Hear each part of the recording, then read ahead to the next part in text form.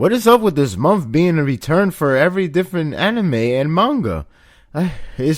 July seems to be the month of returns. At least that's how I see it.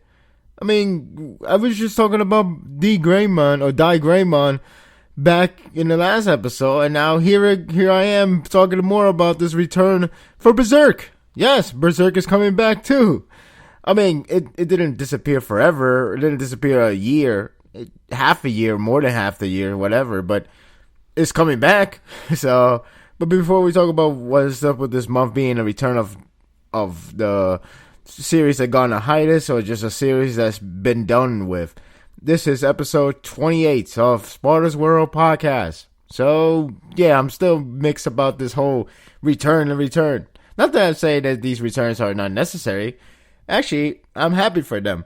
They all have a different form of returns. So let's go back with Greymon or Greymon. I still haven't decided. Maybe I should call it Greymon. It sounds cooler. Or maybe that is the appropriate way to say it. I have to see the anime to see what they say. I don't think they really say it, but maybe. Unless I have to see that next time on Greymon. Maybe I find out how you pronounce it. Or how they pronounce it. But nevertheless, that's one of the series that's coming back, which is, by the way, is coming back next week. It should be interesting to see what's this one-shot story or whatever side story that will be that may or may not connect to the main story of Greymon. But either way, it's coming back, and the same mangaka and everything seems to be a sign that it's going to come back full force, the series itself, and I'm really happy to see that. Let alone the fact that she is, in fact, healthier. And it seems like she is much better than ever before, which is a great sign and good for her. So now that's back, we also getting Berserk back. Supposedly it's coming back this month. I think that's what it say. So I'm not sure when. Maybe I missed the schedule of timing, but I'm so happy to see it coming back. Not sure when it's gonna disappear, but I'm still happy to see it coming back. Now all we need left is Hunter x Hunter for that case. So that would have been like something that people would just faint, just to have too many series, really, really good series coming back all in 1 month. Then we have another return. Technically speaking, it's a return. I would just say it's a different return because the series is actually ended already, and that's Dragon Ball. Now, Dragon Ball Super has started to air since July 5th. And again, it's a series that's already been done, but once again, it's a series that's coming back, make a return, but only this time it has a new series. So again, another return, but in a different case. Not because it needs to finish the story, but it just wants to expand the universe, or rather, just expand the whole story of Goku and his friends, the Z Fighters, as they want to call it in America. But nevertheless, it's back full force. So, see, another series coming back. It's already made a return. So, there you go. Then we have Death Note. But in this time, since the series is already ended, of course, the series itself is now going to live-action dramas TV series. So, that's another return. So, I guess what I'm saying is, this month has been nothing but a return of the franchise, whether they are done or not, and whether they are coming back in a manga form, anime form, or even a live action form. And then I just recently found out about this Ace of Diamond. I have not read it, I only saw the first episode, and maybe I'll continue on very soon. I just got back done with Kuroko no Basuke. Really good, but what I'm trying to say here is that's going to return as well, but that's in the next month. However, this is one shot based on that series, I believe.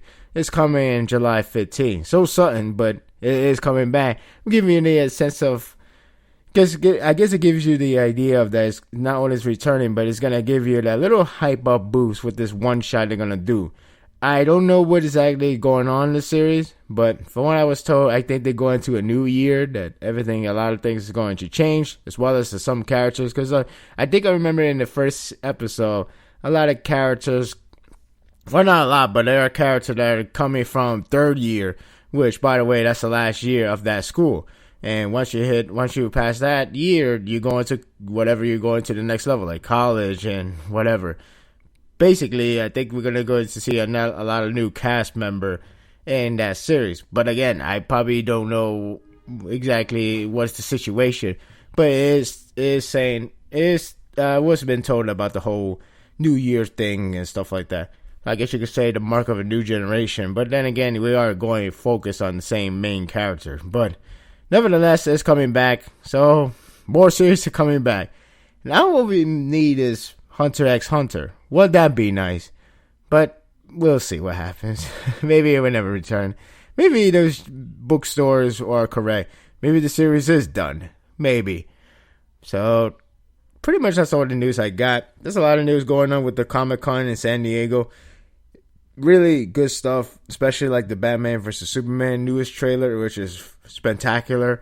I thought it was enough to convince me this movie is going to be great. It's going to be action-packed, and I think Ben Affleck is really going to fit the role perfectly well as Batman. Bruce Wayne as, the same thing. But, there's a lot of different new news about those. Something that we could, I guess you could talk about it elsewhere. But, nevertheless, that's all I got, and I guess we just start to go to review of Boku no Hero Academia because it has no anime with no intro song to use, and this one took a while to translate it, or maybe I missed out, but it took another day extra, which is hard to follow with these series to be translated on schedule point.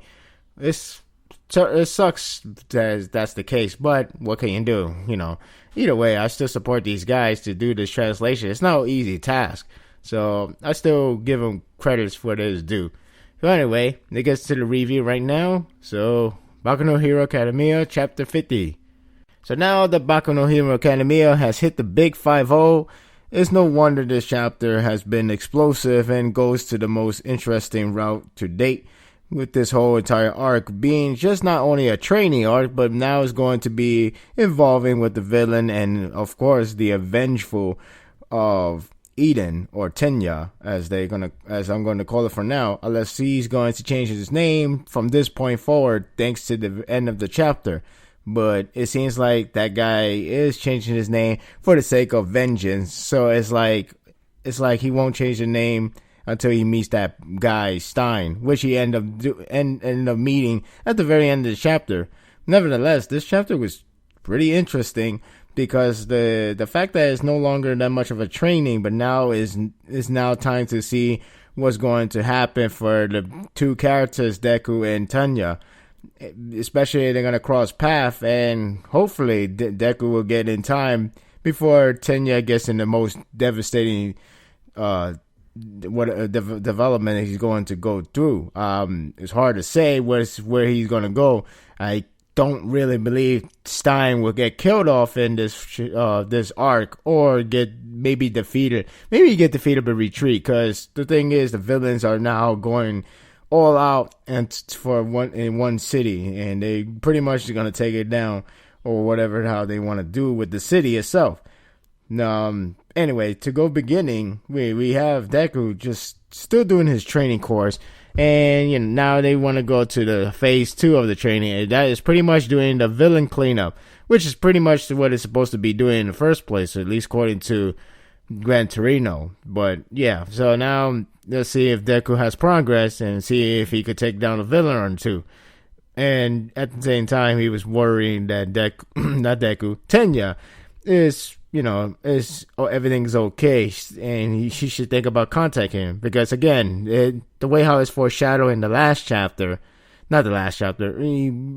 chapter where before they all split up and then go to their place with their own hero, before they did that, the workplace thing, when Deku was wondering if he should have done something with Tenya, if he should have talked to him or do something about it, have a conversation about this whole struggles feeling that he's having, this whole revenge thought process because of his brother lost will of being a hero, and he never really stepped up. He just tells him, call me anytime if you want to talk about something, and that was never that wasn't the best option because that's kind of pretty much up to the guy, which is in one hand it's fine, but that guy may never talk to you again because he's that stubborn like that, and that's where that's something that could feel like he's going to regret it greatly. So it feels like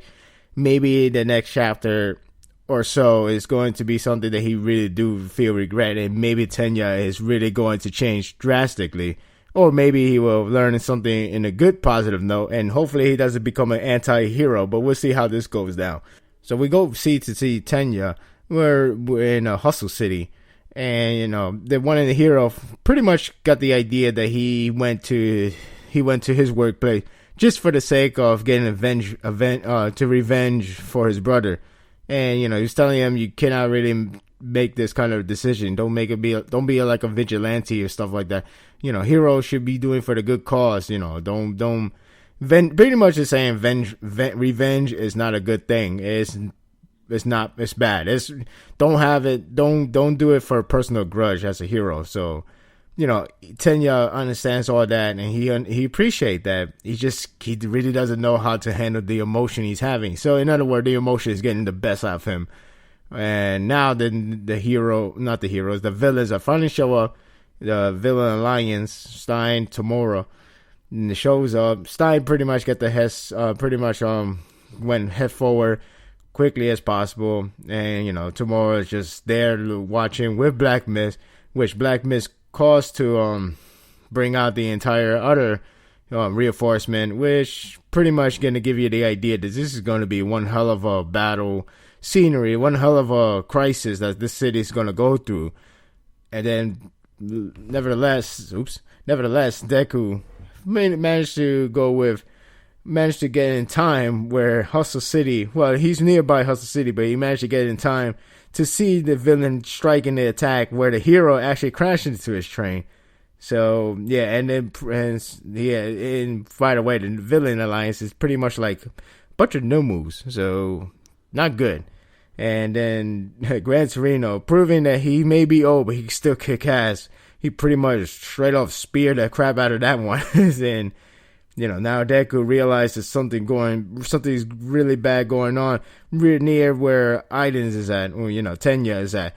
And hopefully that's where he starts to hop off the train and go after to see the case. It may be dangerous and suicidal, but this is very important. Again, he's having a feeling of, maybe whatever the case may be, Tenya, the fact he didn't really communicate Tenya like that back then, it feels like it's going to be, he's going to have something he's going to regret forever. So hopefully he will go there and not to feel that regret and trying to pretty much make up for his mistake. So hopefully that's the case, because from the look at the end of the chapter, it's just going to get worse. Then instead of then everybody's supposed to go the other way to make a run. I guess you could get out the scenery. Instead, Tenya decided to go in the alleyway because he found it fitting that Stein might be there, which he ended up being there.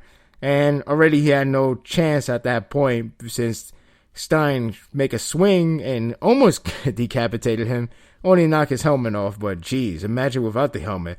So he knocked the helmet off. And now Tenya has finally come to face with Stein, which thankfully it didn't take that long for them to actually come in contact. As I guess you could say, we don't want it to wait that long. We want to get to see what's the how the conflict is going to go down. You already have enough build up to make this work out. So now seeing here is going to give us a lot of interest to see how this is going to go down for his character, as well as when Deku arrive to the scene, if he does hop out to the train and get to that area, because again, this is something that he should not let it go by, since this is going to be the turning point of his life. Tenya is going to be. And, Tenya, Stein doesn't see anything worth killing over because, he is a child and, not really much of a hero at the time. But, Stein does have his reason and such. But then Tenya pretty much provoked him so heavily and pretty much let out all the emotion he has since that time where his brother was hospitalized.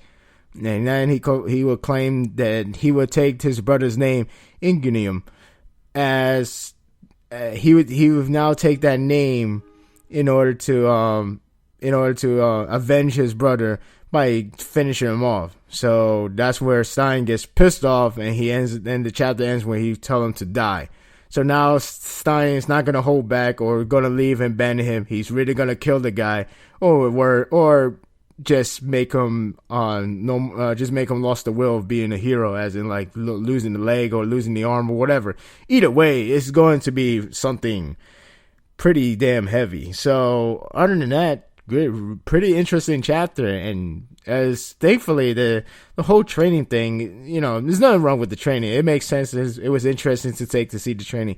Now this one, it seems like even though it's supposed to be training, the situation got much worse. Just the fact that the villain alliance actually came out and started attacking the same city where Stein recently attacked.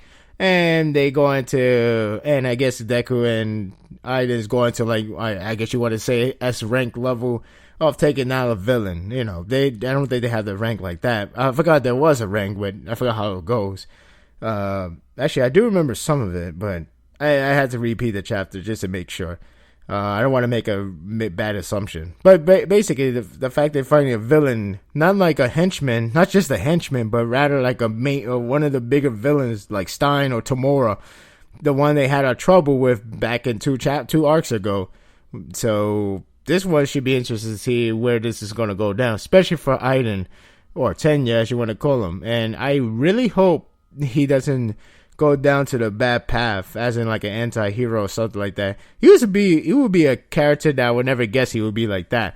But we'll see how this goes down, and it's really getting interesting. And I'm happy that Boku no Hero Academia going this pacing well done to make it very exciting to see how this is all going to go down.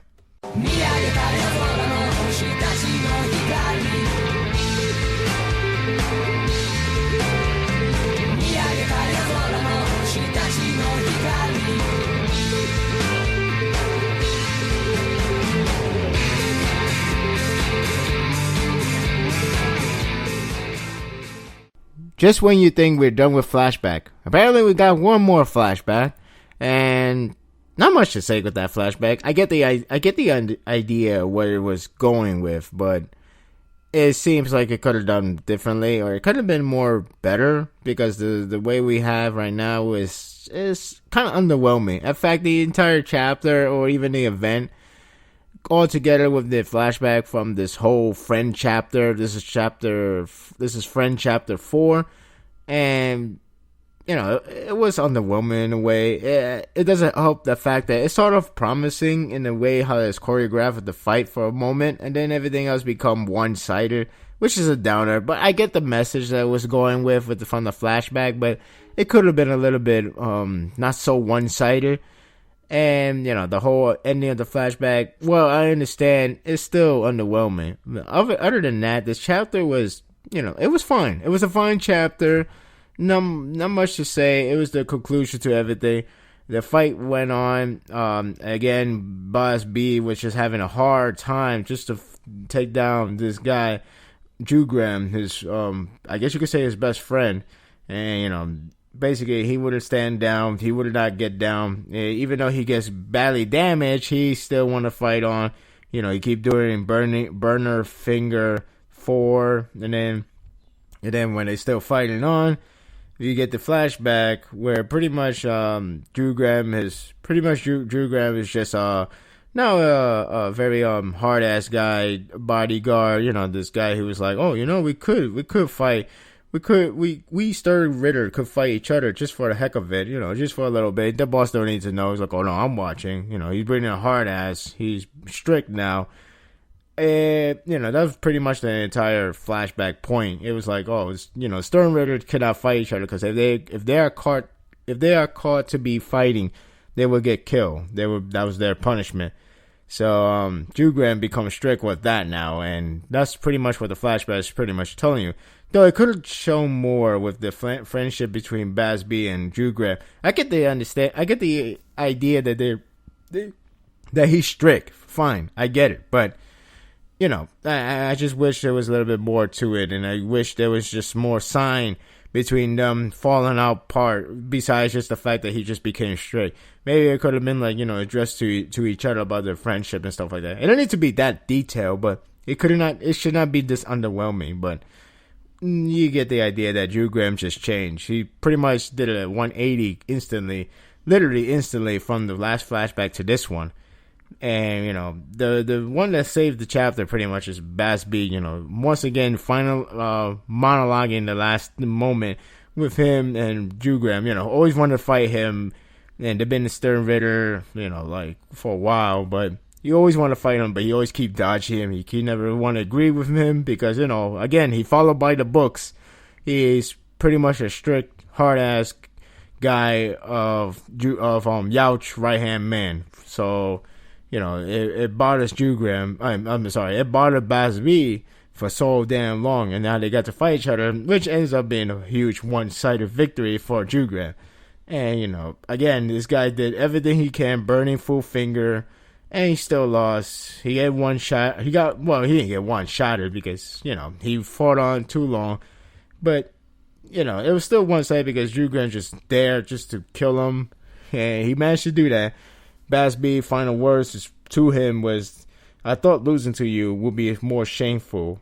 And, I still like the illustration. I give it that too. The illustration was still nice to see. Albeit that the chapter went by very fast.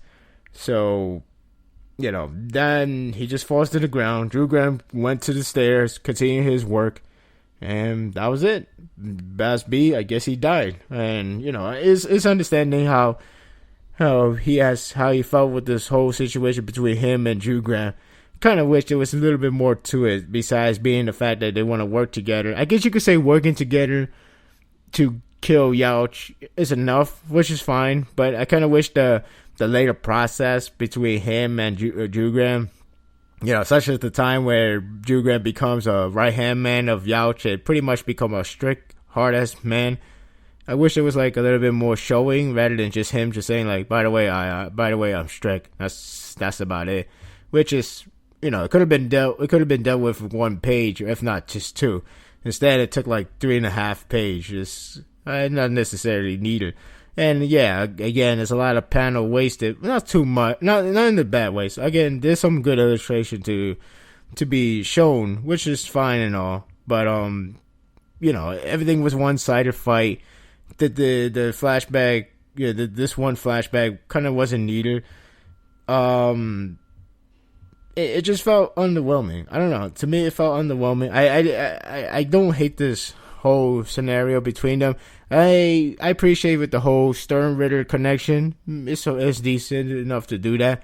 But, this is like a 4-chapter between the characters that you pretty much know one of them is going to die, or both of them are going to die, but one of them is going to die first and the other one is going to die later. And it's pretty much the characters that we haven't been following since the beginning of the series, or even the second arc of the series. So, I guess it's challenging for a lot of people to see if they should care about this. But, it was decent enough when it comes to the whole Bass B conflict with Drew Graham. But other than that, the entire overall was, again, underwhelming. But nevertheless, the chapter was fine. You can't say much about it. It's pretty much self-explanatory. It's him trying to fight, can never win. And that's it. Well, hopefully in the next chapter it doesn't go slow pace. Hopefully the next chapter doesn't take too much panel space just to get the idea or anything. I'm just hoping whatever it is, it should be important enough to care.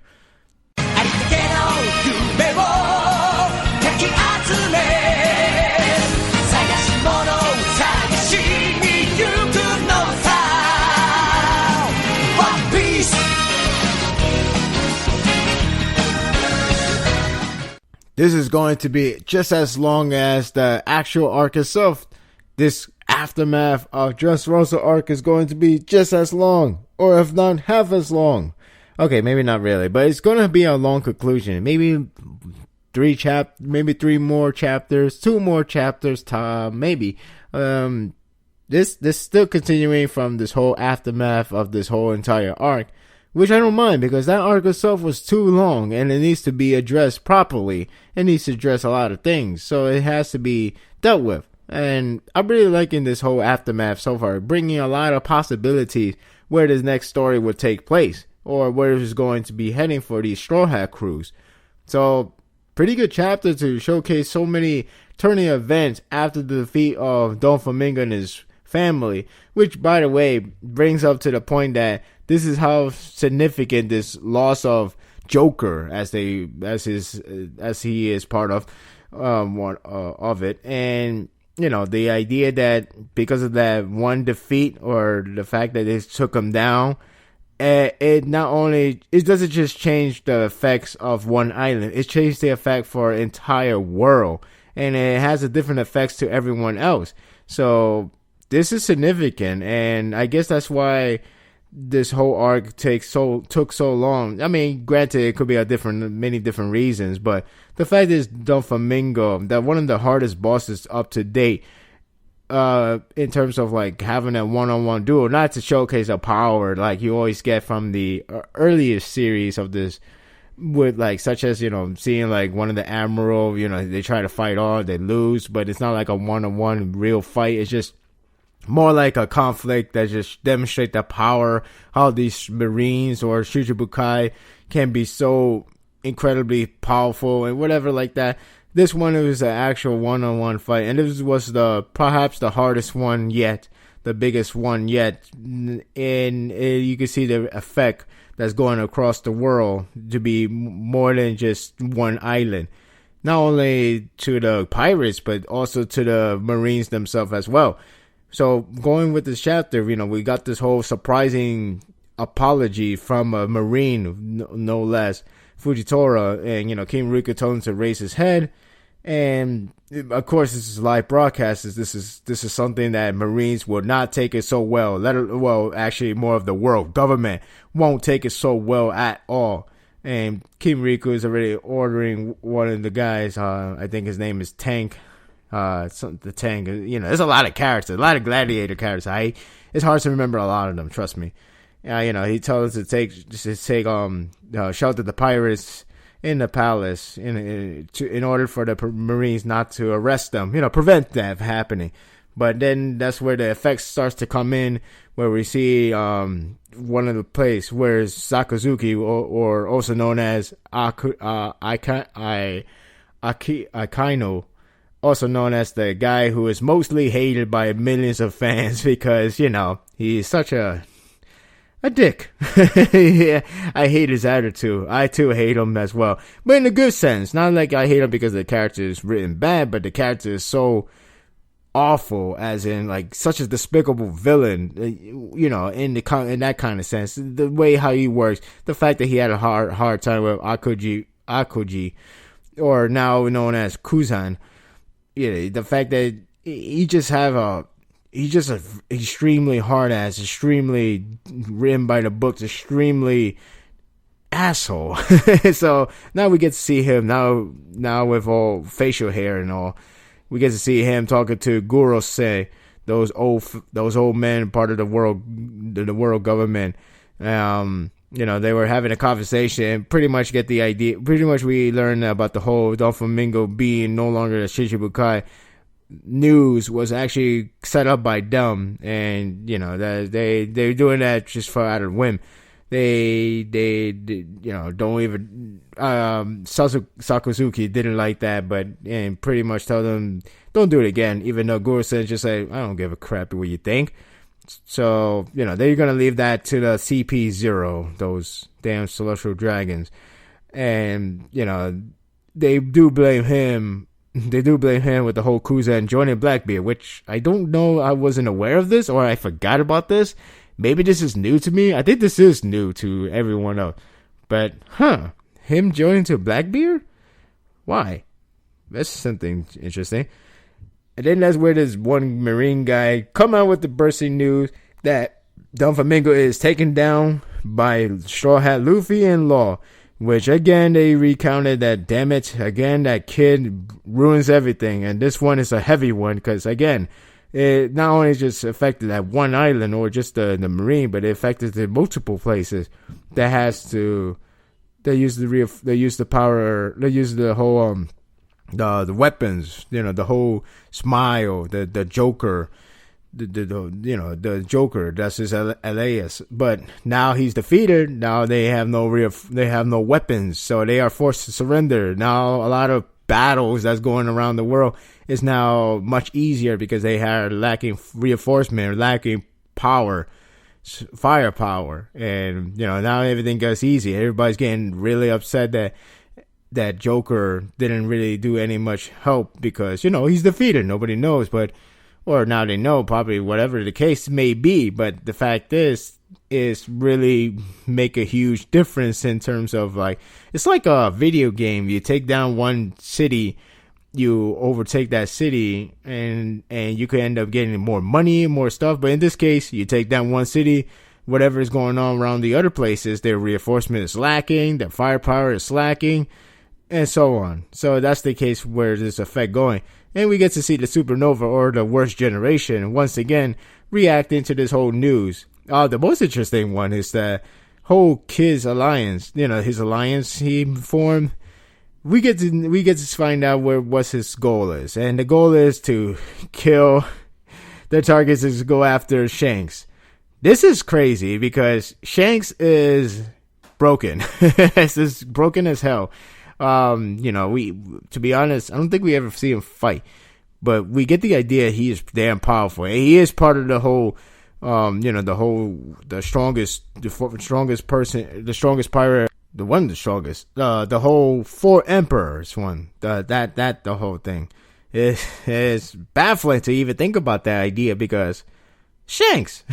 So, but it is interesting either way. Even if they could survive a chapter, if I give them a chapter to survive against Shanks. I mean, maybe they would survive, but I give it a chance to try to fight on, and hopefully it won't be a you lose to Kids Alliance. But we'll see. Maybe they will surprise me. Maybe. Actually, I'll be surprised they even handle over a chapter. And I'm not including the introduction, like, hey, Shanks, we meet at last, and stuff like that. I'm including once they start fighting. Once it starts there, I'll be surprised it lasted more than a chapter. Yeah. So, interesting stuff, because I do want to see how Luffy is going to handle that news. I'm pretty sure he won't handle it well. We have Capone. I think that's how you say his name. It's been a while. That guy, I remember he's like a big machine, technically speaking. It's a strange fruit power, but that's how it works. If it was a fruit power. Basically, he's right by Big Mom's pirate flag, so give you the indication where he's at. And now they're going to take Caesar Clown. They're going to take the Caesar Clown and the friends to just say, okay. So that's, I guess you could say that's good news to know. Good to know. Then we have X Drake. He pretty much told the crew about the whole story that his father was actually killed by Doflamingo. So, he should be happy about it. But he doesn't really has any grudge about it anymore.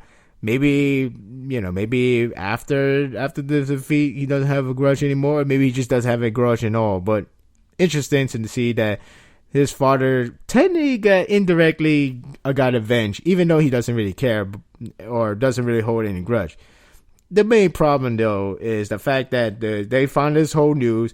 The whole smile supplies is now gone because Doflamingo is out. So therefore, they informed Kaido that Doflamingo is now defeated. Kaido, that perhaps the strongest pirate of them all, as they say. I don't know if that I think that is true. But, geez, there's so many events that's going on. I don't even know what to look at. I don't even know what we're going to focus next arc, because we clearly see that Luffy is really powerful now with the whole Gear 4, which he kind of hinted that he could go Gear 5, or trying to find a Gear 5, but pretty much Gear 4 is the strongest at the moment. And it seems like if Luffy is going to fight somebody, it has to be one of the emperors in order to actually get an equal battle once again. But then again, maybe not. Maybe it's just more of a emperor's right hand man, like a second best in their pirates. Maybe that could work out too. I mean, Doflamingo was one of the strongest, and he's defeated now. though, so we'll see how this gonna goes down. There's a lot of heavy text in this chapter as well. There's a lot of text up to the point Manga Panda actually had a bad time to translate, so a lot of things feels out of place. A lot of grammar mistakes. It was kind of hard to read. So I ended up reading it like a couple more times, and then I go to the different translator like Manga Stream. So yeah, it took a while for me. Pretty much Sakazuki is furious that Fujitora actually, pretty much embarrass the Marines and make them look crappy just for apologizing for something that they should not be apologizing, or something they should be, keep it on the low. But he remembered that he spoke to Smoker before about the fact that Smoker actually told him the story about what happened in Alabasta. So again, there's more connection that's going down, and it makes sense, and it shows how Smoker truly cares about this whole imagery they try to present it. Because, in Alabasta, nobody won't know that Luffy really, did the whole saving the day and stuff like that. But instead, the Marines got all the credits, making it look like they're the good guys and all that stuff. And Smoker hated that. So he wishes he would have been doing something about it, but, what can you do? Speaking of Smoker, we get to see him, he's just chilling, reading the newspaper. It was nice to see that Fujitora actually did similar things to what Smoker wanted to do. And Tashichi, she was all thankfully to see that happening. And the children from the Punk Hazard arc, the last arc we have, they're back again. Well, of course, because they're riding to Vegapunk's lab, which they say is going to take a few more days. So I don't know we're going to see that, but it would be nice to see for a glimpse or two, because, they're not really main character or Straw Hat crews, but it would be nice to get a sight to see before we get too much more of main focus of the Straw Hat crew. But we'll see how this is going to go down. There's just a lot of path opening up right now. So it's really hard to see what's going to happen next. And pretty much Sakazuki is like, all because of this, yes, that's true that the pirates did all this, but it could have been a different way to cover this up. And Fujitora just hated the idea that the world government will have no responsible for everything, because this Doflamingo is there thanks to the world government, the whole thing. And he hates the fact that it's like, oh, it's not our fault, Doflamingo was just evil, woo. But he hates all that stuff, and it feels like there's no responsibility at all. And Sakazuki is like, it's all about this credibility and trust. And, it would be meaningless if they don't do anything about it. So Sakazuki just got more pissed, and he pretty much threatened him, better do something to make up, as in bring back the heads of Luffy and Law, or you be banned from us and face a punishment, whatever that may be. But it's not going to be good, especially with this whole damn Sakazuki, as hard as he is, and then the world government knows the news. It seems like they're really getting more and more furious with Straw Hats doing the work and doing the, messing up the flow of this whole system. So now he's giving an ultimatum to either get Luffy and Law, or be banned and face a punishment. And that's where it ends. So I don't know if this will make them chase out Straw Hat's crew to get out the Dressrosa Island and just leave, because, Fujitora is giving an ultimatum right now. Or maybe Fujitora is going to refuse, but that's going to be a huge price to pay. I don't know how this is going to go down, but it should be really interesting to see what path he's taking. I really like how his character really evolved from the beginning of the series, which, again, well, not beginning of the series, but beginning of the arc, which, again, it was a very long arc. This is damn long. But it's nice to see how much he has changed. It's just finally nice to see a Marine finally come to the big screen, come to the news, to the world, that they made a mistake and they are sorry. Pretty much embarrassed the Marine, the world government, all around the world. And it's finally we have a character that does that. Now, he may get killed, I don't know, but either way, he's taking a huge step. And hopefully, whatever this next is going to be something something, that he would not really regret, but really be thankful to help them out in the end. And that would do it for today's episode. Hope you guys enjoy it. Comic-Con is still going on, I think. Probably up to Sunday, if I recall, like every other Comic-Con. And, enjoy seeing the updates on what's going on with the world of comics and movies. Well, they both connected, even in video games, and sometimes anime and manga as well. Be it won't be as drastic as something you will see from Japan themselves, but it could be interesting notes, like maybe like adaptations, the announcement for the American dub, or when maybe they're like a collaboration from a manga series and some American work. It could be something like that. You never know. From what I heard, they did announce something about I believe they're finally doing the limited edition of Attack on Titan volumes that brings a special DVD or whatever like that. That's cool. So that's something to they should do that more often for America, USA Western audience, because the Japanese get all those. And I know the manga volumes in here, this state, isn't as popular as Japan, but still, it would be a nice treat to get some treatment the same as the Japan gets. So yeah, that's about it. And I'll be back for the Tuesday's episode. And again, spread the words about this channel. Subscribe if you haven't already. Let them know about it. And I'll see you next time for more Sparda's World Podcast. Take care, everyone.